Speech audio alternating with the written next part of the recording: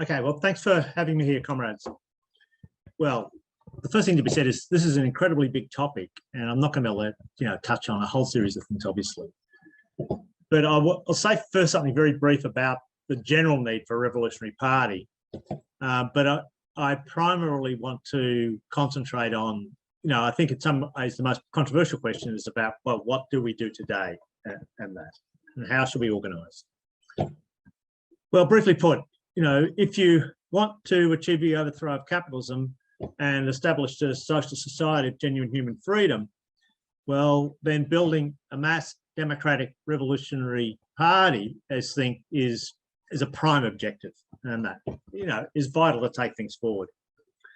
And because the reality is, for the working class to have any hope of success against the enormous power of capital and its political supporters, the reformists and so on, they've got to initially cohere the most militant and politically advanced sections of the working class in a fighting force that can then attempt to win over the mass of the working class and the oppressed from their engagement in concrete political struggles, and combat the influence of the various reformist and liberal forces. Now, the tragic reality, of course, is that no such party exists anywhere in the world today. And the question becomes then, well, what can we do to do some things to attempt to bridge the gap between the reality of, a party of hundreds of thousands, or in probably the case of America, millions, and what we have is small socialist groups of, 50, a few hundred, or at best a few thousand in the world today. Well, first thing I'll say is that there's no prescriptive formula. There's no blueprint. There's no shortcuts.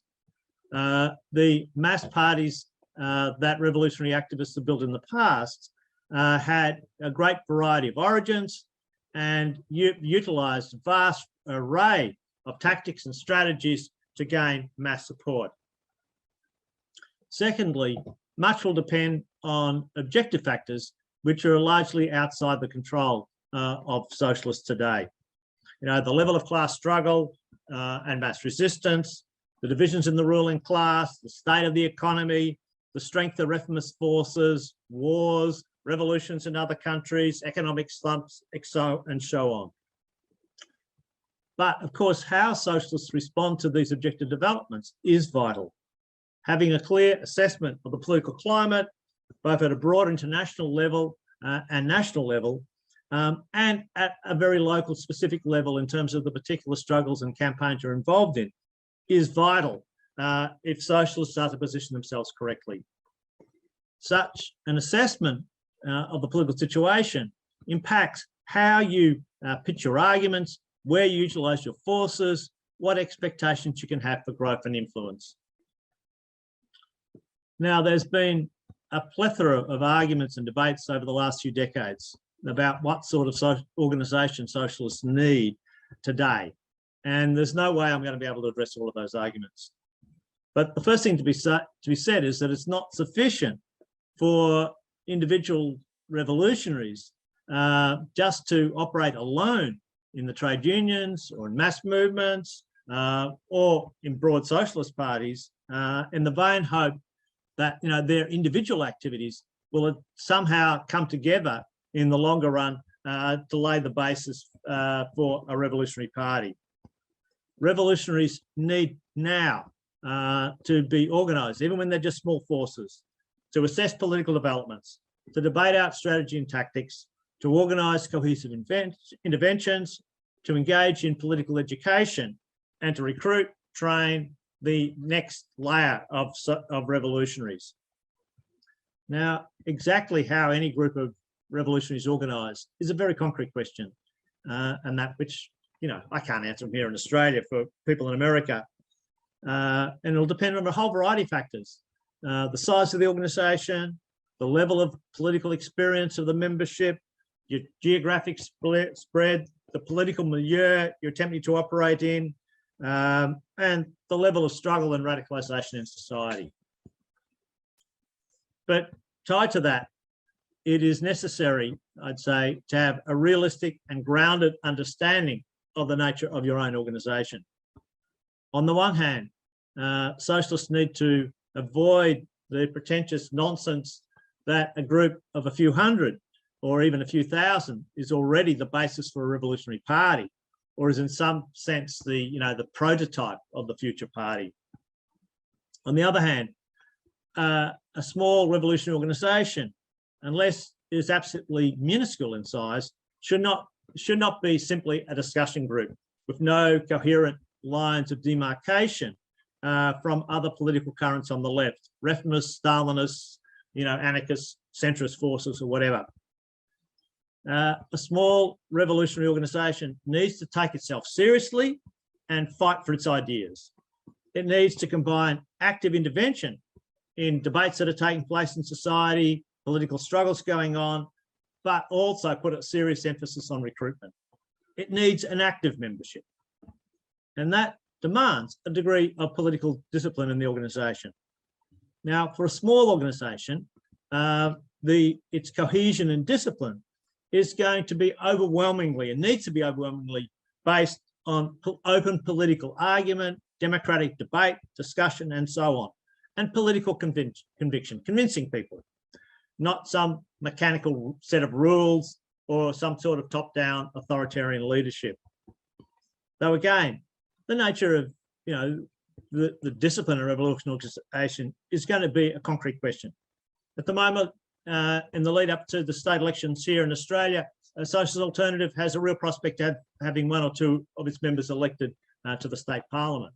And clearly the organisation is going to demand a much higher level of discipline and control over their activities than the average new member. It needs to be emphasised as well that there are simply no shortcuts in terms of achieving mass influence.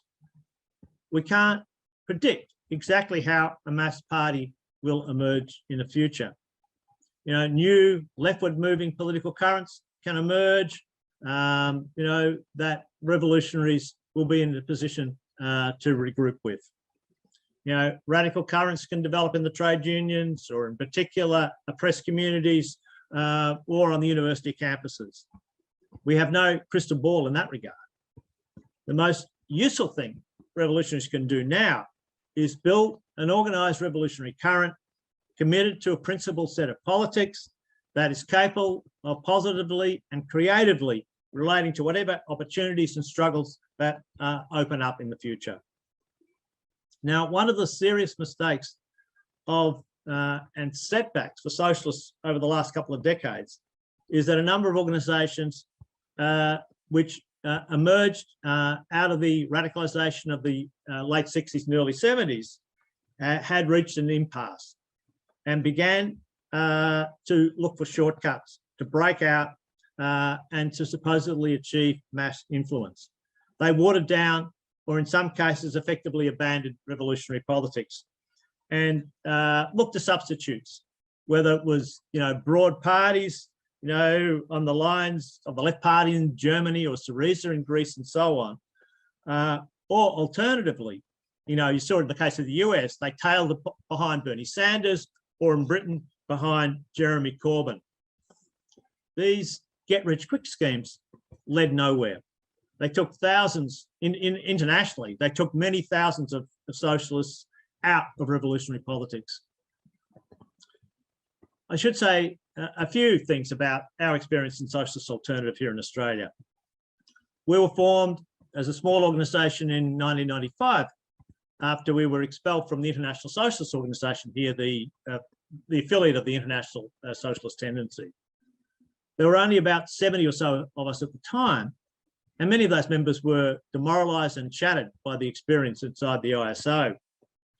And, for the first few years, it was not easy going, particularly as we were overshadowed by, a number of larger socialist organisations as well.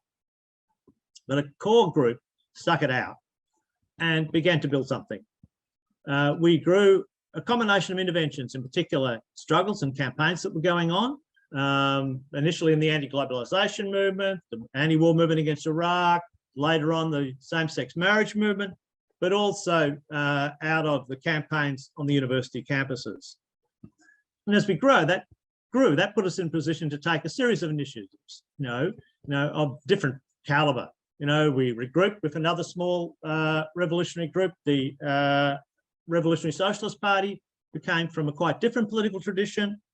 And more recently, over the last few years, we've been able to develop an electoral project, the Victorian Socialists, which is now easily the largest and most successful socialist electoral front in Australia for 40 years or more. And we're now in a position of being, by far the largest socialist organisation, revolutionary organisation in Australia. But still, hundreds of members are still small beer in the context of what we want to achieve, a party, a genuine mass party. A few general points I'll say from that, though, which may be of some use to comrades in the US. I think our growth has been underpinned by one, an emphasis on developing a realistic perspective and understanding of the political situation. We haven't been bullshitting ourselves.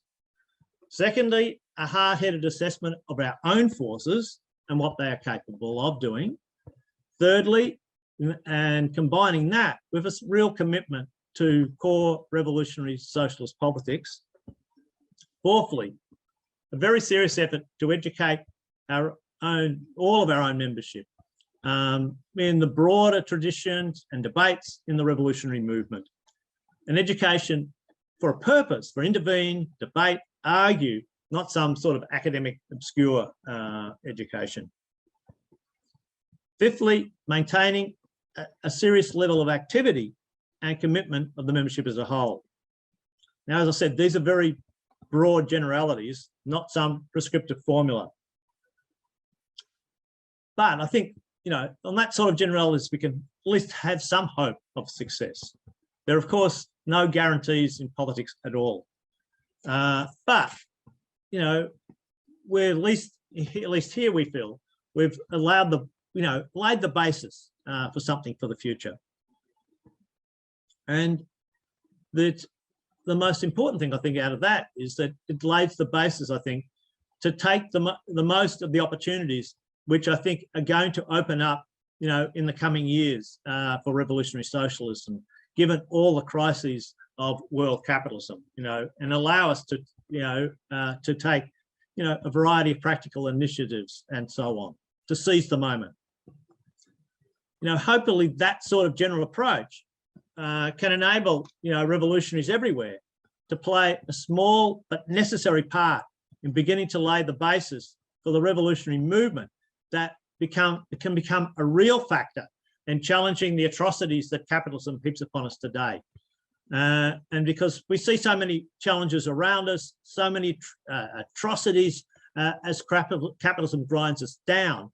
And so it's vital that we now set our task to building a core of an organisation, which is not the fundamental basis for a revolutionary party, but can play at least a small part in laying the basis for one.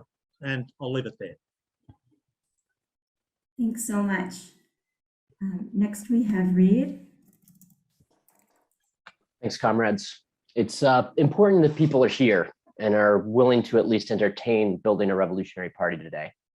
This is especially true of my comrades who shared a former organization of mine, the International Socialist Organization.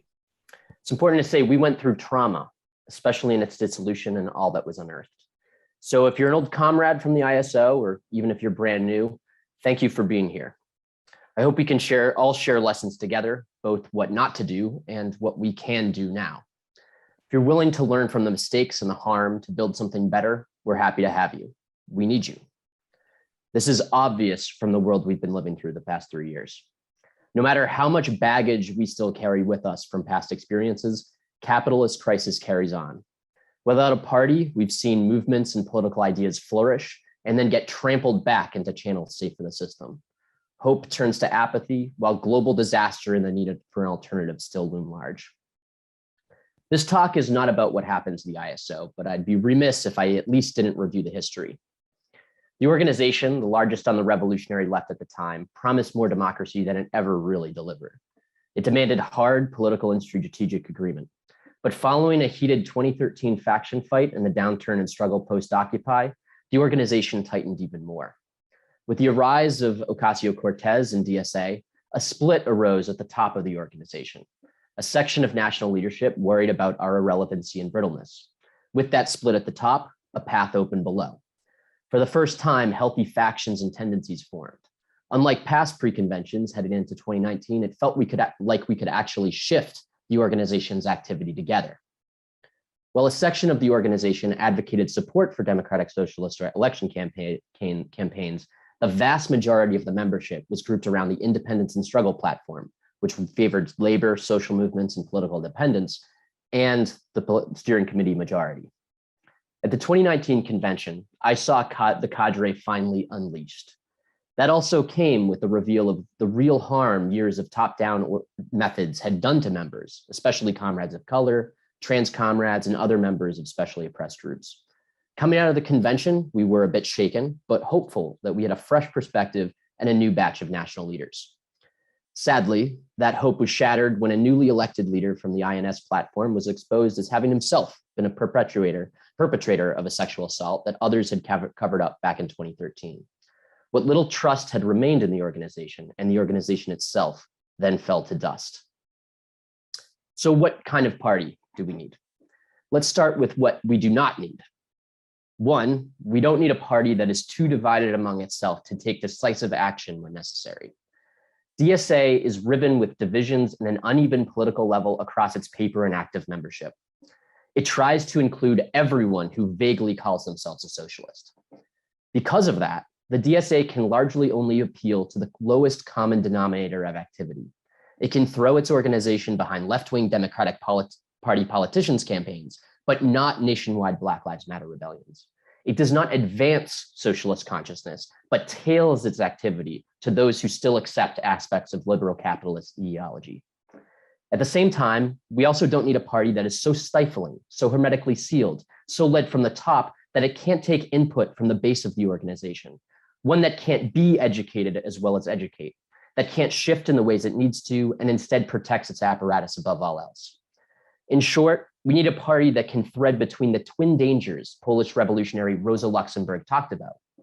In Reform or Revolution, she wrote, the revolutionary socialist movement must guide itself between two rocks, quote, abandoning the mass character of the party or abandoning its final aim, falling into bourgeois reformism or into sectarianism.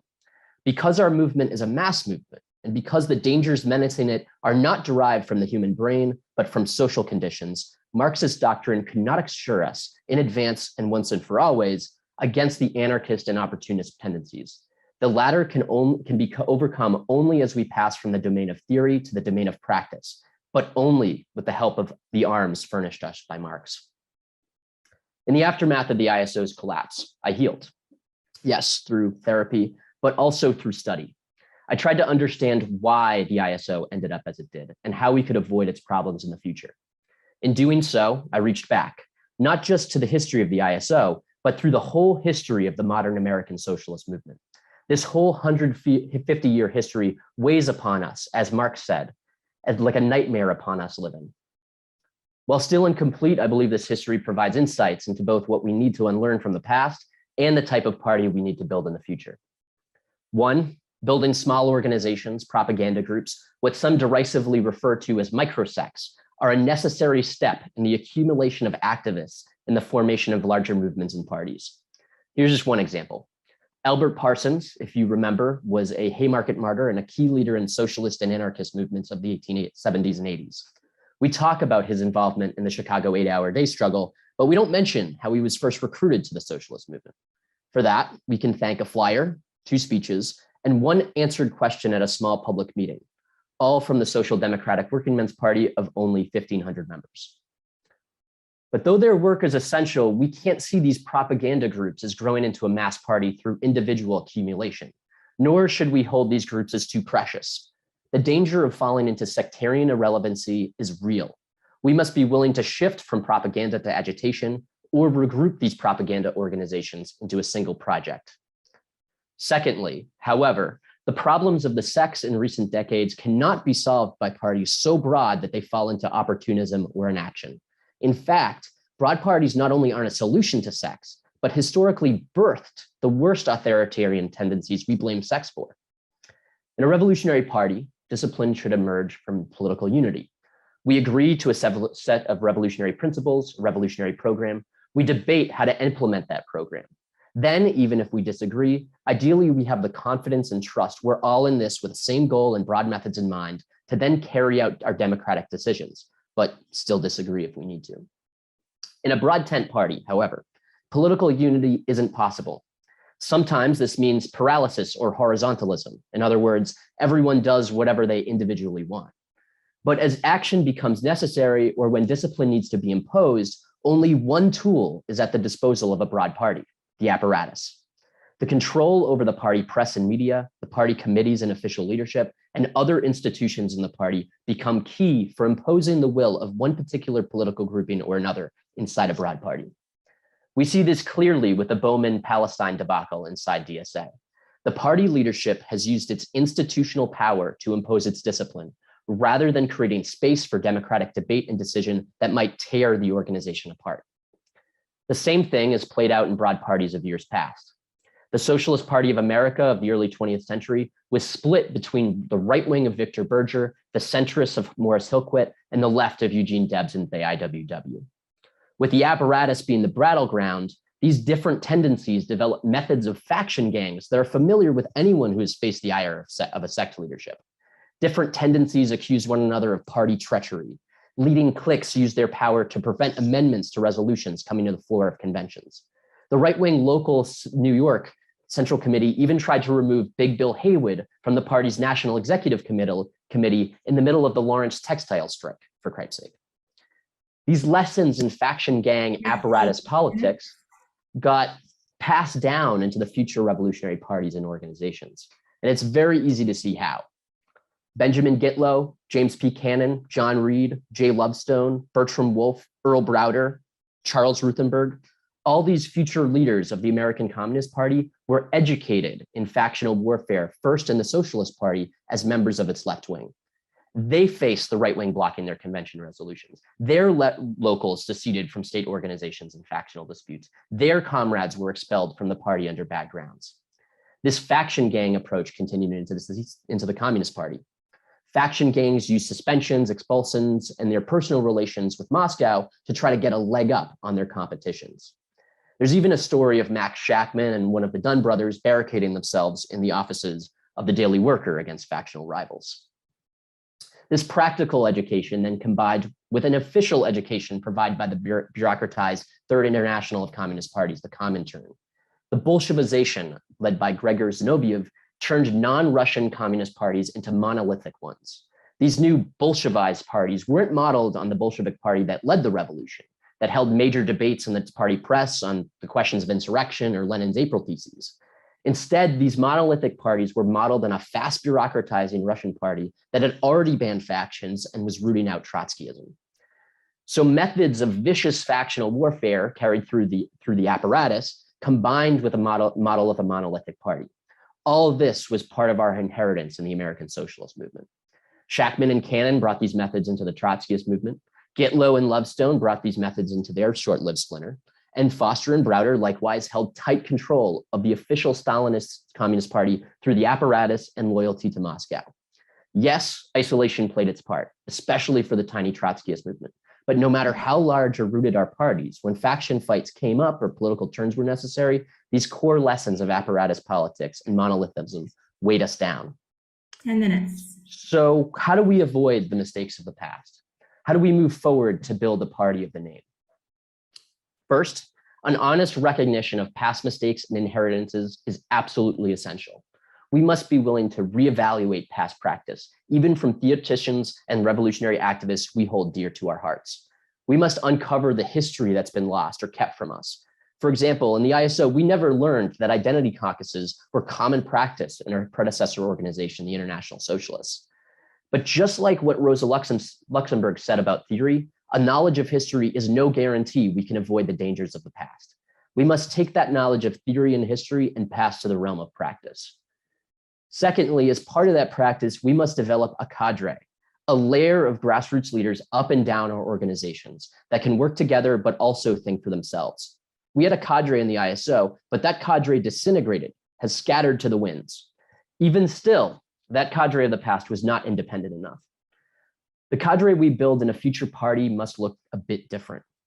They must have deep theoretical knowledge. They must be able to be engaged in debates across the left. They must be able to act coherently as one unit in the struggle. But they also must be able to buck their leaders when necessary. We want activists who can build organizations and struggles wherever they are and not be dependent upon a leader for answers. That also means being willing to make independent judgments and having democratic control of their organizations. The sexual assault case did destroy the ISO, but it was doomed when cadre members on the disciplinary committee failed to buck the leadership in 2013 as it interfered with the investigation. Cadre must be loyal to the politics, not the apparatus or leadership. Thirdly, the process of building a united cadre out of our scattered groups will take time. We need to forge political unity across our organizations, even if we can't achieve political unanimity, if ever. Even if the prospect of immediate fusion isn't on the table, we must establish practices of joint education and debate, joint activity and struggle, joint propaganda. The grooves of collaboration, of clarifying politics, of winning through argument and not apparatuses must be well worn as we look to regroup and ultimately build a mass revolutionary party. Fourthly, but the starting point for all of this is the building of local, regional, and national organizations. Organizations that are actively recruiting and training new revolutionaries, that can root ourselves in neighborhoods and workplaces around both hyper-local struggles and international issues. Whether you're just one person or already know a few comrades around you, it's time to start building where you are. 6 or 8 months after the ISO's dissolution, I started reaching out to comrades about organizing again. Most weren't ready or didn't want to organize with me or in general. Ultimately, the Boston Revolutionary Socialists were born from a core of just 3 of us from an ISO branch of some 30. It's taken us a lot of hard work, especially through a pandemic, but we've now have 2 small but growing branches. In the thankless work of building local organizations, we all need support. Being part of RSOP and the RSN have been essential. They, along with Tempest and Workers' Voice, can all assist in our efforts, and the BRS has different members in all of them. We're in a unique moment in the struggle for socialism.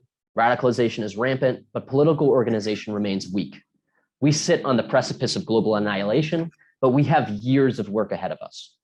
So let's put our heads together and figure out how we overcome the impasse. The future of our world depends on it. Great, thanks. All right, I'll give it a try. So I want to propose some answers to the organizational questions we're facing, but more than that, I want to invite those assembled here to commit to answering them together in the coming months and years.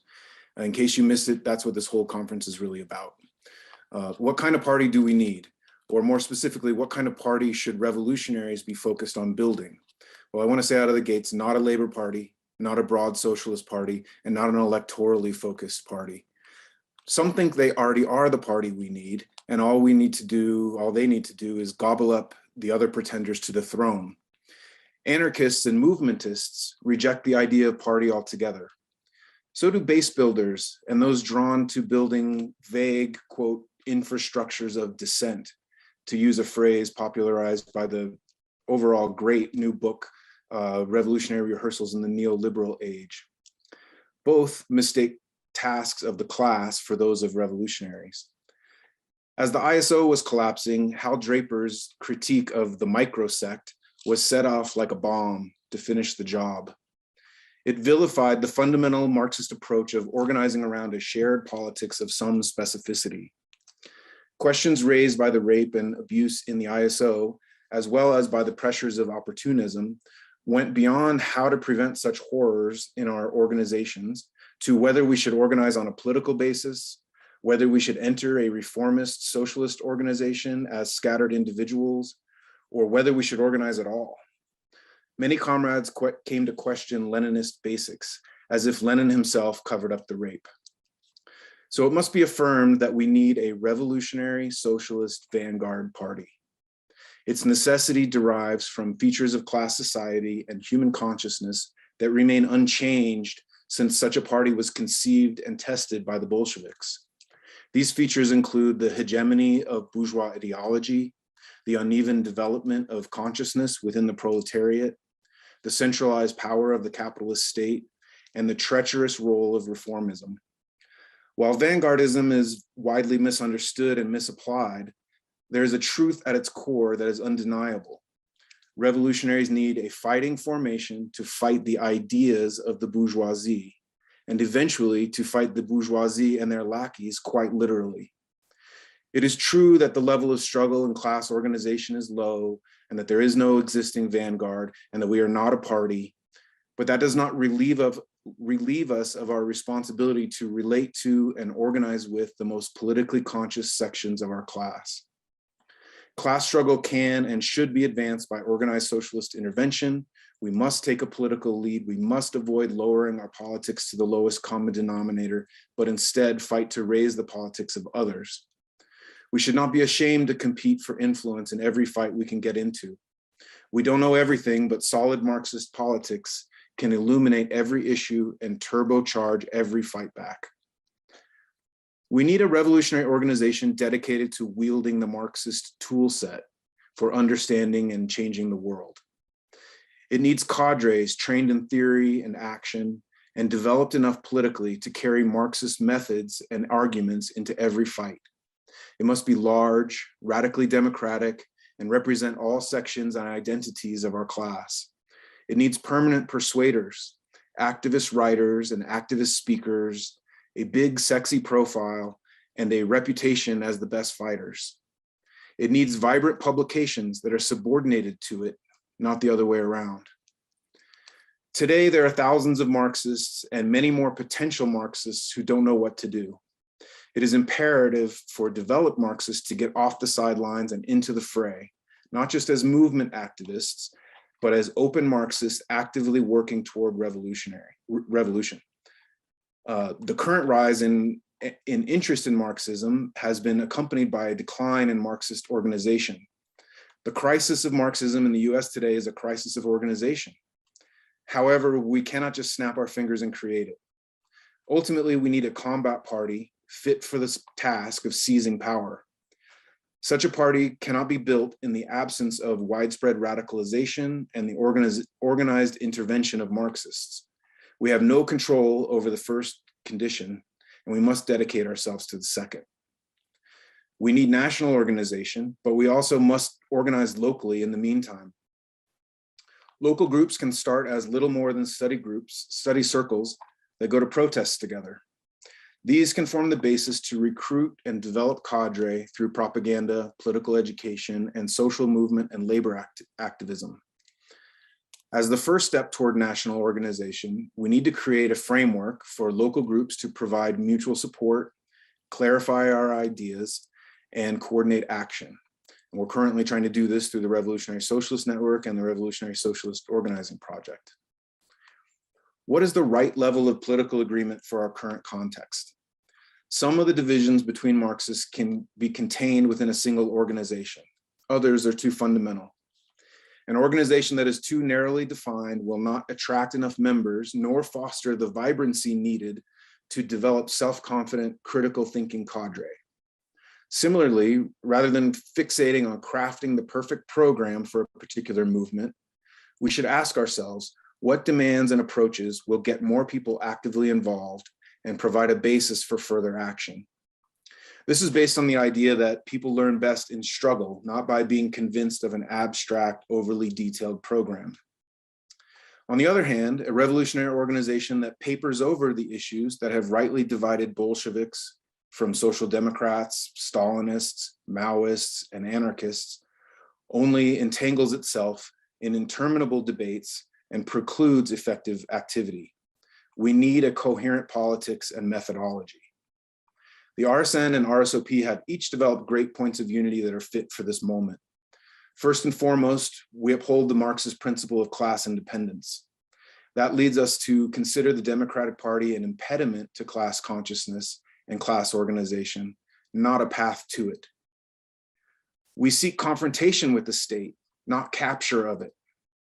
We orient on class struggle and rupture, not electoral gains and gradualism. We oppose all imperialisms and take the side of the international proletariat against their own ruling classes. We reject campism and the logic of the enemy of my enemy is my friend. We take an abolitionist stance on the police, military, prisons, and borders. In the fight against oppression, we connect it to the fight against exploitation while rejecting the twin pitfalls of class reductionism and separatism.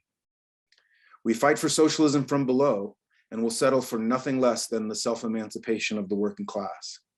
And we advocate for a revolutionary party to accomplish these tasks. In addition to political agreement, an effective revolutionary organization needs to agree on strategy. We need, quote, more than a mere collection of individuals giving general adherence to a platform, to quote Duncan Hallis, but a, quote, center for mutual training and debate, for raising the level of the raw activist to that of the experienced. We should seek every opportunity to demonstrate our politics in action. But until we build the capacity to lead major struggles, we must recruit primarily on the basis of our ideas. We're better off admitting that, as Mick Armstrong cautions in From Little Things, Big Things Grow. We need to go where the struggle is. We need to build on the rebellious elements in workers' consciousness and try to win the best fighters to a Marxist perspective. The forefront of class struggle today is in social movements, where people are coming into motion over political issues. The people most open to Marxism will be found in these movements. Eventually, we need to be implanted in strategic industries, but it is heightened struggle, not a few dozen artificially implanted socialists, that changes consciousness and provides an opening for our ideas. These perspectives were developed in concert with my closest comrades in the Denver Communists, Seattle Revolutionary Socialists, Boston and Central Ohio Revolutionary Socialists, the RSN and the RSOP. They come from years of discussion and our collected experiences, especially since the ISO collapsed, when we had to figure out how to proceed and what to keep and reject from our past. After the collapse of the ISO, to say a little more about the Denver Communists, the Denver branch refounded almost immediately as the Denver Communists on the same political basis we had been recruited to. We immediately adopted a guilty until proven innocent policy on accusations of sexual assault. And a core group of 6 of us remained, and we've since built a membership of 25, though we have slipped back to 22 under Biden, that rat. We've been active in anti-racist, anti-fascist, immigrant rights, and other activism. But I'm proud to say that the center of our work has been political education via weekly meetings on revolutionary socialist theory, history, strategy, and tactics. We've managed to develop some political clarity and avoid getting lost in the swamp of reformism, eclecticism, movementism, mutual aidism, anti-organizationalism, and the last one isn't an ism, the romanticization of illegality. The siren song of the ballot box has fallen on deaf ears here. Nobody's around to tell us not to be so mean to social democrats anymore either. 10 minutes. We present ourselves as brash, bold, loud, and proud Marxists, Leninists, and Trotskyists. Though coalition and campaign work can require a softer touch, we take unapologetically hard left positions without worrying too much about having mass appeal in this moment. We like to raise the red flag like a bat signal and see who responds.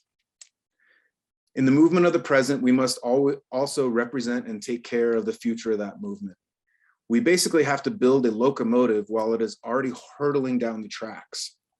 We need to build a national organization while also building locally. We need to incubate locals across the country, reactivate our unorganized former org mates, and figure out how to integrate contacts from cities without locals that we make contact with, including in a meeting like this. I think we're caught in a predicament between build it and they will come and providing an opportunity for comrades to get in on the ground floor.